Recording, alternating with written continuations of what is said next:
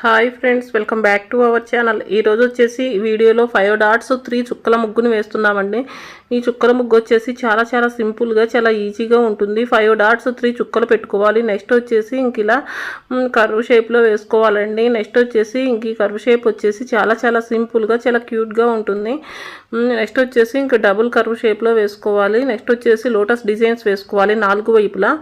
ఇంకా ఈ డిజైన్ వచ్చేసి మిడిల్లో ఇంకా స్టార్ డిజైన్ వచ్చేసి చాలా అందంగా ఉంటుంది. ఇలా డాట్స్ పెట్టుకుంటే డిజైన్ ముగ్గుకి చాలా లుక్ వస్తుందండి. ఆ ముగ్గు వచ్చేసి చాలా బ్యూటిఫుల్గా ఉంటుంది.